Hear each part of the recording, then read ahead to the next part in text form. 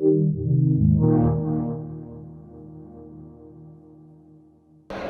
my name is Mathieu Côté. I'm producer at Behavior Digital, and we are here at E3 at the booth for Dead by Daylight. So talk a little about what the goals were heading into this game.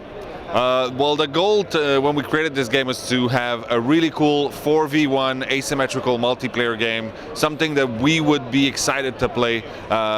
We were going for something like core mechanics of hide and seek when we were kids, mixed in with all the horror movies from the 80s, the slasher, things like that, that really, formed a big part of our culture and our background, yeah.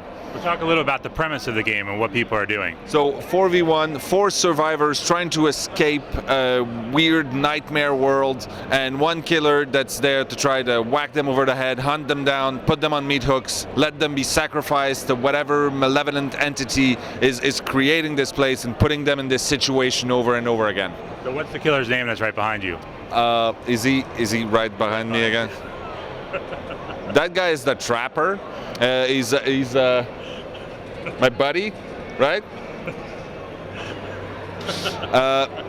His special power is that he puts bear traps down in the level to catch the survivors if they don't pay attention. We have 2 others, obviously not as cool. The Wraith, who's really creepy and invisible. He just sneaks around and you can't notice him. You don't even get the visual or audio cues of his presence. You can see the grass move sometimes and things like that, but you have to be really, really perceptive to be able to catch a sight of him. And then the other one is the Hillbilly, who's our friend with the chainsaw, super loud, no subtlety anywhere in there, just fast with a chainsaw, really loud. So what is a typical play session like? The idea, the rank mode, the core experience is you go in and you get matched with strangers that are of your average rank. You go in, you don't know where you're going to be because all the maps are procedurally generated. So every time, we've created patterns, we've created map layouts, we have a few different environments, specific buildings built around, but every time you go in, you don't know exactly where you're going to be, you don't know what the map is going to be exactly, and then you don't know who you're going to be up against, what killer or what survivors you're going to be facing, and you have to get your bearings, figure out what's happening, and try to make the best of it. So we already know what the weapons that the enemies have. When you're playing as a survivor, how resourceful and what kind of environmental things can you use? Well, the idea is that the survivors are in third person, which gives them much more situational awareness. They see the world a little better. They can know where they are, what's happening around.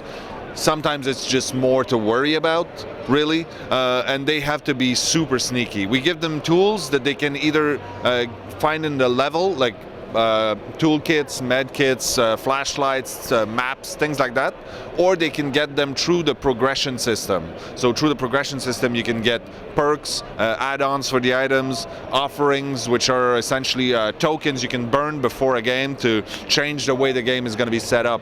I want to have more fog in it, I want to have more light, less light, fewer generators, more hooks, all these kinds of things. We saw Evolve experiment with esports in a 1 versus 4. What potential do you see for that with this game? We look at a few of the other games that have been trying to do this. It's essentially a type of game that has been, I think, underutilized maybe, or maybe it's just too young, and so we are trying something different here, and hopefully it keeps growing and more games try this, because it's a really, really cool type of gameplay. The reception we've got on Twitch and on the YouTube channels of people playing this game, enjoying it, and people looking and watching people play these games, and the genuine, intense human reactions you get from it shows that there's definitely an appeal for this and an interest. So hopefully more games do it different ways, try different mechanics, and it gets just better. Do you see esports potential, competitive play potential for this? We already see very, very intense competition. Through our beta, which lasted about 2 weeks before we launched at the beginning of E3, we had a leaderboard with the best killers during the beta, the best survivors, and the best overall players, and the competition got really, really intense. And that's when you get the really fine meta strategies that come in, and the optimal gameplay. And the way we made it for the scoring and the ranking is that the survivor, they need to accomplish things, and they need to help each other, and they need to really get involved in the gameplay. Hiding in a corner and just escaping will not net you the big scores that will put you on the leaderboard. Therefore, you're going to create a better experience all around for all the people involved, even the killer.